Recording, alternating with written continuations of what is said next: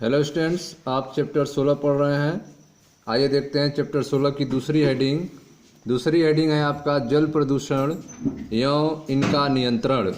मैं मनीष गुप्ता अपने चैनल में आपका स्वागत करता हूं। आइए देखते हैं चैप्टर 16 की दूसरी हेडिंग जल प्रदूषण एवं इसका नियंत्रण के बारे में। तो स्टूडेंट्स ध्यान से आप समझें, संपूर्ण विश्व में मनुष्य जलाशयों में सभी प्रकार के अपशिष्टों का निपटान कर इसका दुरुपयोग कर रहा है। ठीक है, तो आप देख रहे हैं कि पूरे वर्ल्ड्स में जो है, संपूर्ण विश्व में जो है, मनुष्य जो है जलाशय में, तालाबों में, नदियों में, समुद्र में सभी प्रकार के अपशिष्ट का निपटान कर इसका दुरुपयोग कर रहा है। हम यह मान लेते हैं कि जल सब कुछ बहाकर ले जाएगा। ठीक है, तो मनुष्य जो है यह मान लेता है कि जल में डालने से गंदगियां जो हैं, वे अपशिष्ट पदार्थ जो हैं वह बहकर दूर चले जाएंगे। पर ऐसा करते समय हम यह नहीं सोचते हैं कि जलाशय हमारे साथ साथ अन्य सभी जीवों के लिए जीवन का आधार है। ठीक है, तो आप देख रहे हैं कि संपूर्ण विश्व में मनुष्य जो है वह जलाशयों में सभी प्रकार के अपशिष्ट का निपटान कर उसमें बहाता है, उसका दुरुपयोग कर रहा है और यह मान लेता है कि जल में सब कुछ बहाकर दूर चला जाएगा। लेकिन ऐसा करते समय मनुष्य यह नहीं सोचता है कि जलाशय जो है वह मनुष्य के साथ साथ अन्य सभी जीवों के लिए भी जीवन का आधार है। क्या आप बता सकते हैं कि हम नदियों और नालों में क्या क्या बहा देते हैं?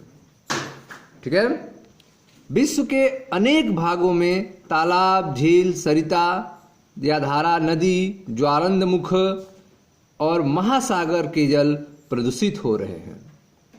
ठीक है, तो आप देख रहे हैं कि इन जलाशयों में अपशिष्ट पदार्थों के निपटान के कारण विश्व के अनेक भागों में तालाब, झील, सरिता, नदी, ज्वारंधमुख और महासागर के जल प्रदूषित हो रहे हैं।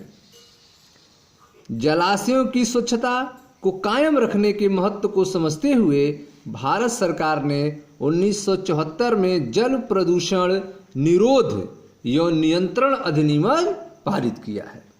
ठीक है, तो आप देख रहे हैं कि भारत सरकार ने जलाशयों की स्वच्छता को कायम रखने के महत्व को समझते हुए 1974 में जल प्रदूषण निरोध एवं नियंत्रण अधिनियम पारित किया है, ताकि हमारे जल संसाधनों को प्रदूषित होने से बचाया जा सके। ठीक है, आइए देखते हैं पहला टॉपिक। पहला है आपका घरेलू वाहित मल और औद्योगिक बहिस्राव। घरेलू वाहित मल और औद्योगिक बहिस्राव, देखिए ध्यान से। नगरों और शहरों में जब हम अपने घरों में जल का काम करते हैं तो सभी चीज़ों को नालियों में बहा देते हैं। ठीक है, नगरों और शहर में जब भी हम अपने घरों में काम करते हैं, ठीक है, अपने घरों में जल का काम करते हैं, वाटर से रिलेटेड वर्क करते हैं, तो सभी चीज़ों को नालियों में बहा देते हैं। क्या आपको कभी आश्चर्य हुआ है कि हमारे घरों से निकलने वाला बाहित मल कहाँ जाता है? जो हम जल में बहा देते हैं, नालियों में बहा देते हैं, आखिर वह नालियों में बहने वाला जो मल है, बाहित मल है, वो कहाँ जाता है? क्या समीपस्थ नदी में ले जाकर डालने या इससे मिलने से पूर्व वाहित मल का उपचार किया जाता है? ठीक है, तो जो आप जल में बहा रहे हैं वह कहाँ जा रहा है?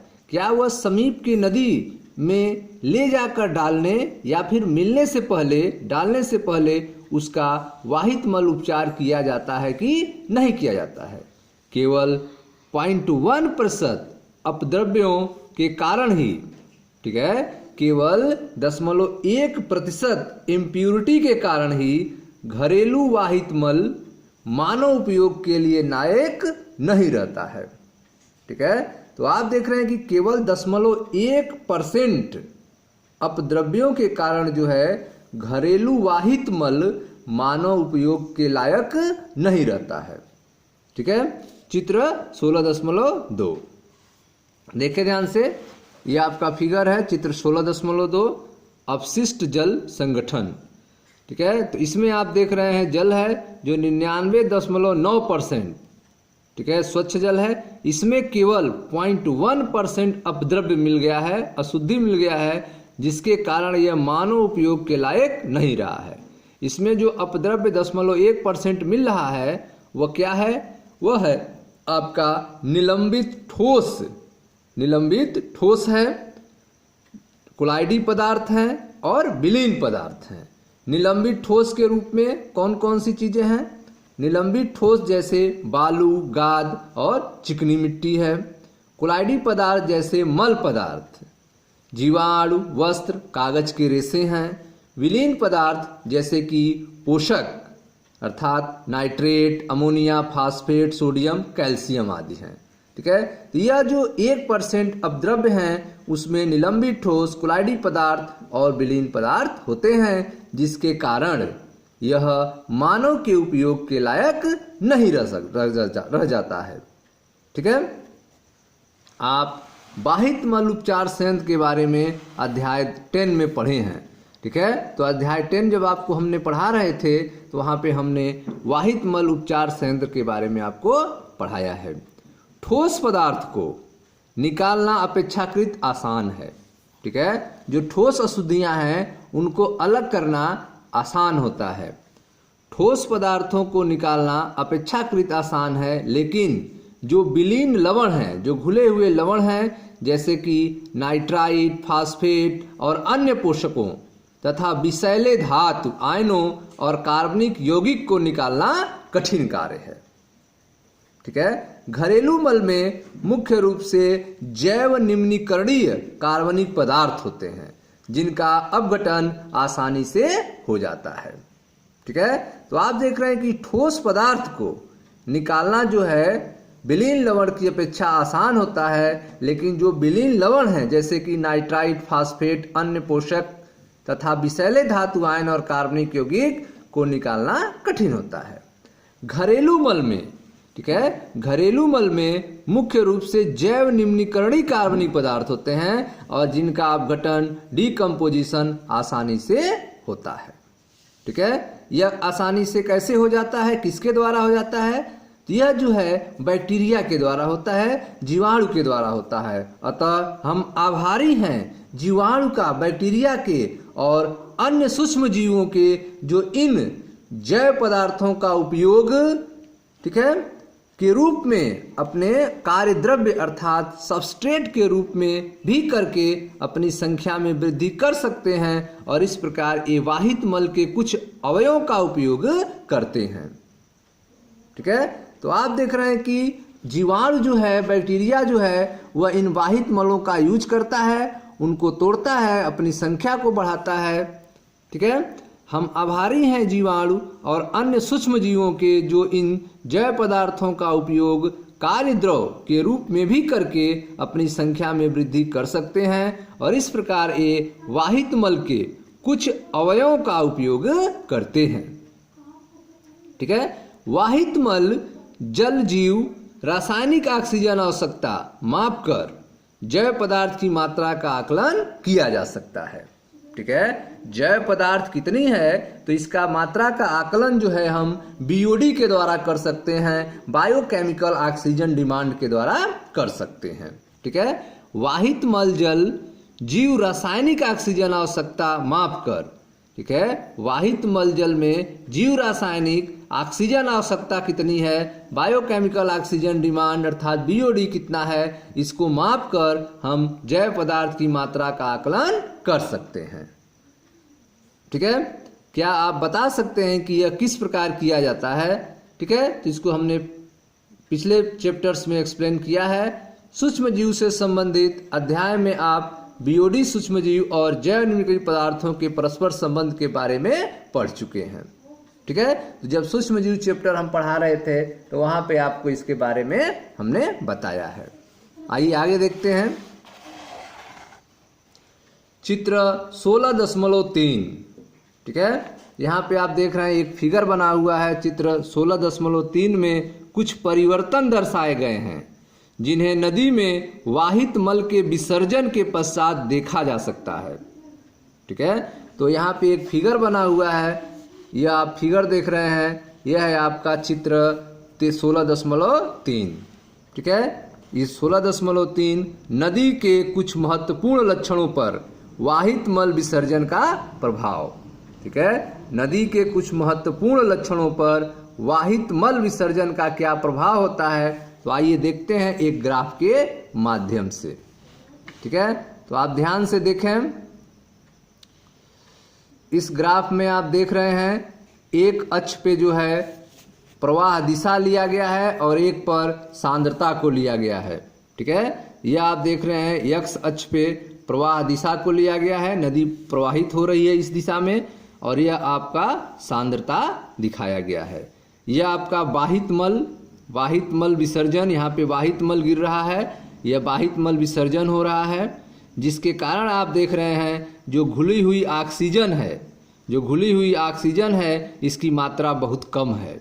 घुली हुई ऑक्सीजन की मात्रा आप देख रहे हैं बहुत कम है। बीओडी का मान जो है वह बहुत अधिक है। ठीक है, जहाँ पर वाहित मल विसर्जन होता है, ठीक है, उस स्थान पे आप देख रहे हैं जो घुली हुई ऑक्सीजन है, ठीक है, उसकी मात्रा काफ़ी कम है, और बीओडी जो बायोलॉजिकल ऑक्सीजन डिमांड है उसकी मात्रा अधिक है। ठीक है, जैसे जैसे हम वाहित मल विसर्जन जगह से दूर जाते हैं, ठीक है, इसके प्रभाव क्या होता है, तो बीओडी की मात्रा अधिक और घुली हुई ऑक्सीजन की मात्रा कम होने के कारण जो है मछली का मरना तथा स्वच्छ जल जीवों का नष्ट होना है।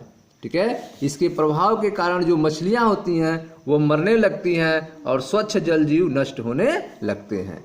लेकिन जब हम इस स्थान से दूर जाते हैं जहाँ पे वाहित मल विसर्जन हो रहा है, जब इससे हम प्रवाह दिशा में आगे बढ़ते हैं तो आप देख रहे हैं कि जो बीओडी अधिक थी वह धीरे धीरे कम होने लगती है, बायोलॉजिकल ऑक्सीजन डिमांड कम होने लगती है और घुली हुई ऑक्सीजन की मात्रा धीरे धीरे बढ़ने लगती है।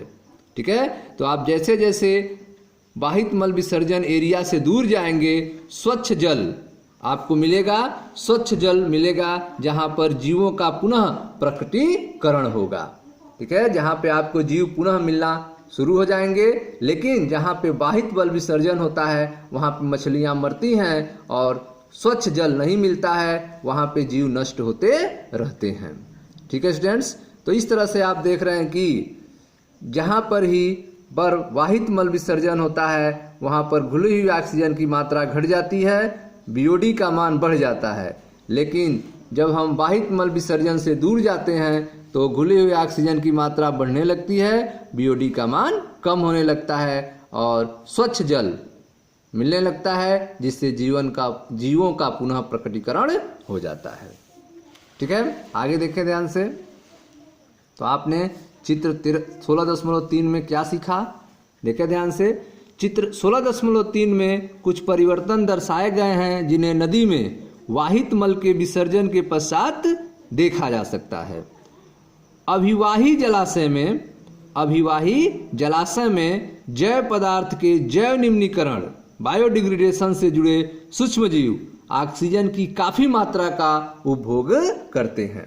ठीक है, तो जो अभिवाही जलाशय है वहाँ पर जैव निम्नीकरण से जुड़े हुए जो भी सूक्ष्मजीव होते हैं उसके लिए वह अपने वर्क के लिए ऑक्सीजन का ज़्यादा यूज करते हैं, इसलिए उस स्थान पर जो घुली हुई ऑक्सीजन की मात्रा होती है वह क्या हो जाती है, कम हो जाती है और बायोलॉजिकल ऑक्सीजन डिमांड की मात्रा अधिक हो जाती है। अभिवाही जलाशय में जैव पदार्थों के जैव निम्नीकरण से जुड़े सूक्ष्मजीव ऑक्सीजन की काफ़ी मात्रा का उपभोग करते हैं। इसके फलस्वरूप वाहित मल विसर्जन स्थल पर, जहाँ पे वाहित मल गिरता है तालाब में, नदी में, वाहित मल विसर्जन स्थल पर भी अनुप्रवाह डाउन स्ट्रीम जल में घुली हुई ऑक्सीजन की मात्रा में तेजी से गिरावट आती है और इसके कारण मछलियां तथा अन्य जलीय जीवों की मृत्यु दर में वृद्धि हो जाती है। ठीक है, तो आप देख रहे हैं कि जहां पर वाहित मल का विसर्जन स्थल है, जहां पर वाहित मल गिराया जाता है, वहां पर जल में घुली हुई ऑक्सीजन की मात्रा तेजी से गिरावट आती है, जिसके कारण मछलियां और अन्य जलीय जीवों की मृत्यु दर में वृद्धि हो जाती है। ठीक है, जलाशयों में काफ़ी मात्रा में पोषकों की उपस्थिति के कारण, ठीक है, जो जलाशय हैं, तालाब हैं, उसमें काफ़ी मात्रा में पोषक पाए जाते हैं, पोषक तत्व उपस्थित होते हैं। तो जलाशयों में काफ़ी मात्रा में पोषक तत्वों की उपस्थिति के कारण प्लवकीय मुक्त प्लावी शैवाल की अतिशय वृद्धि होती है। इसे शैवाल प्रस्फुटन अल्गल ब्लूम कहा जाता है, ठीक है। जलाशय में काफ़ी मात्रा में पोषक की उपस्थिति के कारण जो प्लवकी हैं, मुक्त प्लावी शैवाल हैं, उनकी संख्या बहुत तेजी से बढ़ती है, जिसे अल्गल ब्लूम कहा जाता है, शैवाल प्रस्फुटन कहा जाता है, ठीक है। तो जलाशय में काफ़ी मात्रा में पोषकों की उपस्थिति के कारण प्लवकीय मुक्त प्लावी शैवाल की अतिशय वृद्धि होती है। इसे शैवाल प्रस्फुटन अल्गल ब्लूम कहा जाता है। चित्र 16.4, ठीक है। इसके कारण जलाशय का रंग विशेष प्रकार का हो जाता है, ठीक है। तो अल्गल ब्लूम के कारण जलाशय का कलर जो है वह चेंज हो जाता है। आप देख सकते हैं चित्र 16.4 में शैवाल प्रस्फुटन का चित्रमय दृश्य यहाँ पर दिखाया गया है। इस तालाब में आप देख रहे हैं यह शैवाल जो है काफ़ी संख्या में फैल गया है, और यह कलर आप देख रहे हैं हरे हरे जो है शैवाल जो है इसको तालाब को घेर लिए हैं, ठीक है। और यह एल्गल ब्लूम पैदा करते हैं, शैवाल प्रस्फुटन होता है। पोषक तत्वों की उपस्थिति के कारण तालाब में बहुत सारे शैवाल उग जाते हैं, ठीक है। शैवाल मतलब शैवार, जो आप तालाब में नदी में तालाब में नहर में शैवार देखते हैं, उसी को शैवाल कहते हैं, एल्गी कहते हैं। इनकी संख्या जो है पोषक तत्व की उपस्थिति के कारण बहुत तेजी से फैल जाती है, जिसको आप हरे कलर में आप देख रहे हैं, ठीक है। और यह कलर आपको दिखाई देता है। आगे देखें ध्यान से। तो आपने देखा कि जलाशयों में काफ़ी मात्रा में पोषक की उपस्थिति के कारण प्लवकीय मुक्त प्लावी शैवाल की अतिशय वृद्धि होती है। इसे शैवाल प्रस्फुटन अल्गल ब्लूम कहा जाता है। इसके कारण जलाशयों का रंग विशेष प्रकार का हो जाता है, ठीक है। शैवाल प्रस्फुटन के कारण जल की गुणवत्ता घट जाती है और मछलियां मर जाती हैं, ठीक है। तो आप देख रहे हैं कि अल्गल ब्लूम के कारण शैवालों की संख्या अधिक होने के कारण जो है जल की जो क्वालिटी है, वाटर की क्वालिटी जो है वह घट जाती है, ऑक्सीजन की मात्रा कम हो जाती है, जिसके कारण मछलियां मर जाती हैं। कुछ प्रस्फुटनकारी शैवाल मनुष्य और जानवरों के लिए भी अतिशय विषैले होते हैं, ठीक है। तो आप देख रहे हैं कुछ शैवाल जो हैं वे मनुष्य और जानवर के लिए भी अतिशय विषैले होते हैं। आगे देखें, आपने नीला सोड़ मोर रंग के सुंदर फूलों को देखा होगा, ठीक है। तो आपके अगल बगल में जो जलाशय होंगे, तालाब होंगे, ठीक है, अगर आपने कभी तालाबों में घूमने गए होंगे तो वहाँ पे आपने जलकुंभी देखा होगा, जलकुंभी का पौधा देखा होगा, जिसमें नीले कलर का आप उसका फूल देखे होंगे, सुंदर सुंदर फूल जलकुंभी में खिलता है, ठीक है। तो ऐसे जलकुंभी में आप फूल देखे होंगे, देखने में वो काफ़ी सुंदर लगता है। उसके फूलों की सुंदरता के कारण ही उसे भारत में लाया गया था, ठीक है। आपने नीला सोड़ मोर रंग के सुंदर फूलों को देखा होगा, जो जलाशयों में काफ़ी चित्ताकर्षक आकार के प्लावी पौधे पर होता है, ठीक है। तो ये जो जलकुंभी है, यह सुंदर कलर के फूल इनसे निकलता है और यह जलाशयों में काफ़ी सुंदर कलर में दिखाई देते हैं।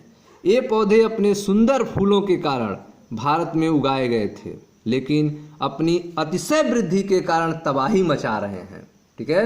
अगर कहीं से तालाब में एक छोटा सा जलकुंभी आप ला कर डाल देंगे तो आप देखते हैं कि वह बहुत तेजी में अपनी संख्या को बढ़ाता है और पूरे तालाब को कवर कर लेता है, ठीक है। ये पौधे अपने सुंदर फूलों के कारण भारत में उगाए गए थे, लेकिन अपनी अतिशय वृद्धि के कारण तबाही मचा रहे हैं।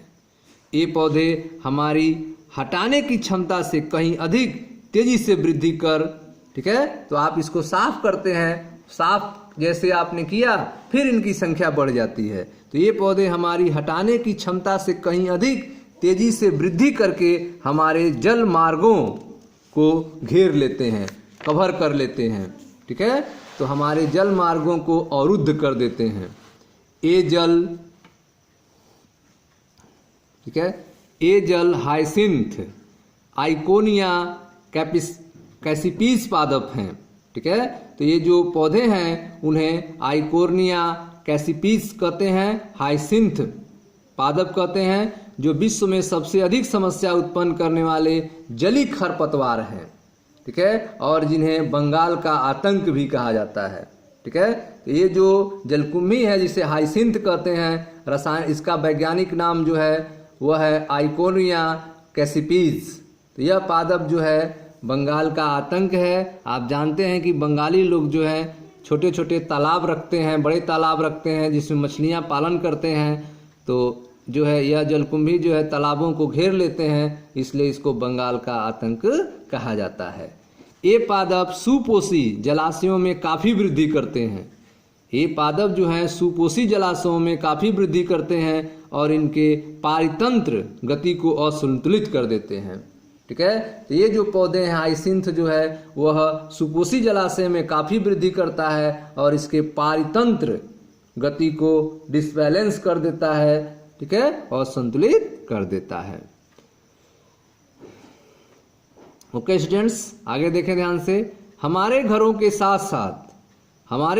साथ साथ अस्पतालों के वाहित मल में बहुत से अवांछित रोगजनक सूक्ष्मजीव हो सकते हैं और उचित उपचार के बिना इनको जल में विसर्जित करने से कठिन रोग जैसे कि पेचिस, अतिसार, डायरिया जिसे कहते हैं, टाइफाइड, पीलिया जिसे जॉन्डिस कहते हैं, हैजा, कोलरा आदि हो सकते हैं। ठीक है, तो आप देख रहे हैं कि नालों में, नदी नालों में जो है घरों से जो मल जो है निकलता है उसके साथ साथ अस्पताल के कचरे भी उसमें डाल दिए जाते हैं नालों में।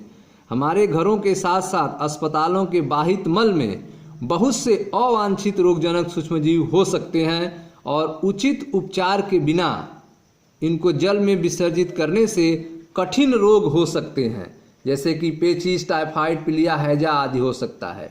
ठीक है, घरेलू वाहित मल की अपेक्षा जो उद्योग हैं जैसे कि पेट्रोलियम, कागज उत्पादन, धातु निष्कर्षण एवं प्रसंस्करण, रासायनिक उत्पादन आदि के अपशिष्ट जल में प्रायः विषैले पदार्थ, खासकर भारी धातु जैसे कि पारा, कैडमियम, तांबा, सीसा आदि और कई प्रकार के कार्बनिक यौगिक होते हैं।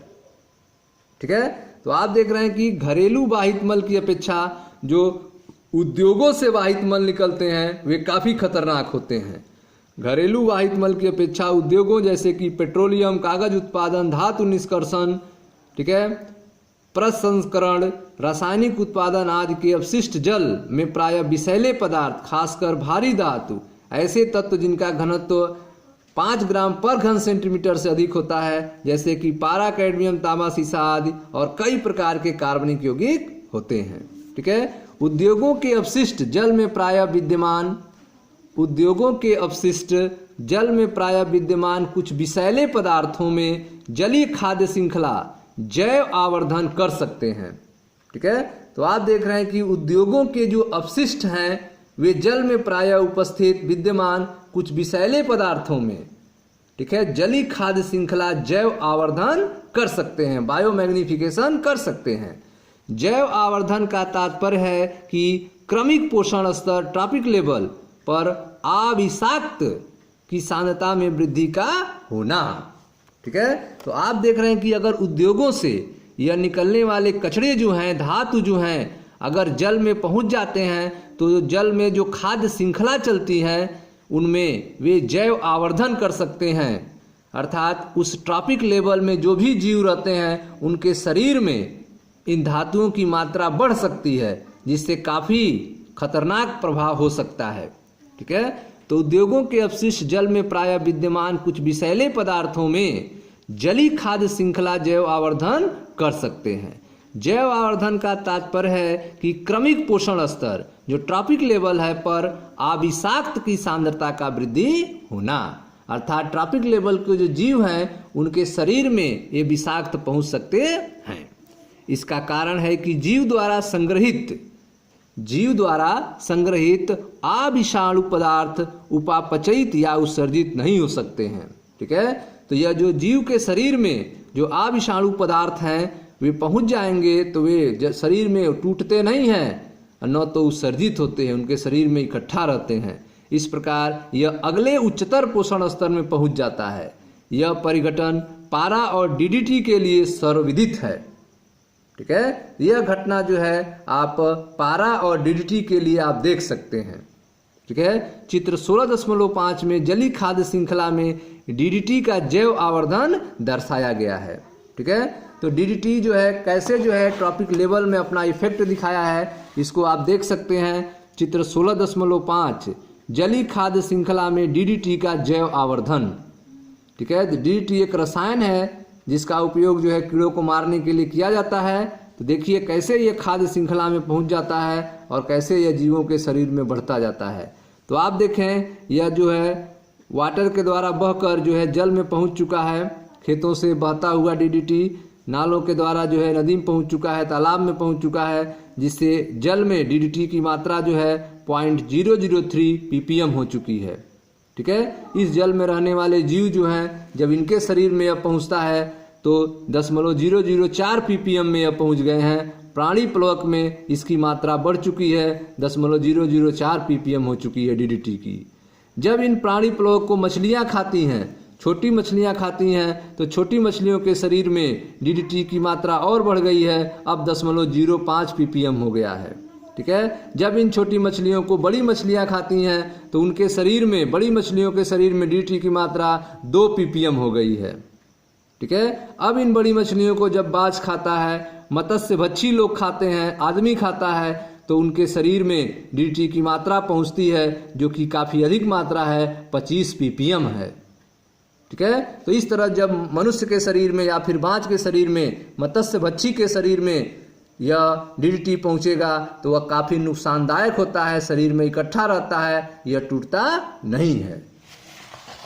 आगे देखें ध्यान से।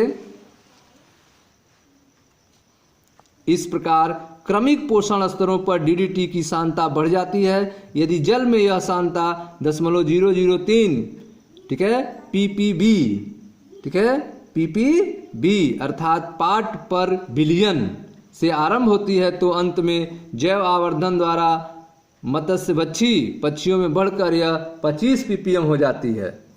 ठीक है, 25 ppm हो जाती है। पक्षियों में डीडीटी की उच्च सांद्रता, ठीक है, अगर पक्षियों में डीडीटी की सांद्रता बढ़ जाए तो उसका क्या साइड इफेक्ट होता है, देखें ध्यान से। पक्षियों में डीडीटी की उच्च सांद्रता जो है कैल्शियम उपापचय को नुकसान पहुंचाती है। ठीक है, पक्षियों में डीडीटी की उच्च सांद्रता जो है कैल्शियम उपापचय को नुकसान पहुंचाती है, जिसके कारण अंड कवच एग सेल पतला हो जाता है। जो अंडे के ऊपर कवच होता है व्हाइट कलर का, वह क्या होता है, पतला हो जाता है इस डीडीटी के प्रभाव के कारण। डीडीटी की उच्च सांद्रता कैल्शियम उपापचय को नुकसान पहुंचाती है, जिसके कारण अंड कवच पतला हो जाता है और यह समय से पहले फट जाता है, जिसके कारण पक्षी समष्टि बर्ड पॉपुलेशन यानी इनकी संख्या में कमी हो जाती है। ठीक है, तो आप देख रहे हैं कि डीडीटी की सांद्रता अधिक होने के कारण कैल्शियम उपापचय में नुकसान होता है, जिससे एग सेल अंड कवच जो होता है पतला हो जाता है और अंडा जो है समय से पहले फूट जाता है और पक्षी जो है विकसित नहीं होने पाते हैं, मर जाते हैं उनके बच्चे और बर्ड पॉपुलेशन में यानी इनकी संख्या में कमी हो जाती है। ठीक है स्टूडेंट्स, तो यह था आपका कुछ जल प्रदूषण के बारे में। अब इसके बारे में जो आप आगे जो है इसमें जैसे कि सुपोषण क्या है, यूट्राफिकेशन क्या होता है, इसके बारे में हम नेक्स्ट वीडियो में चर्चा करेंगे। यहाँ तक आप रिवाइज कीजिए, मिलते हैं नेक्स्ट वीडियो में। Thank you.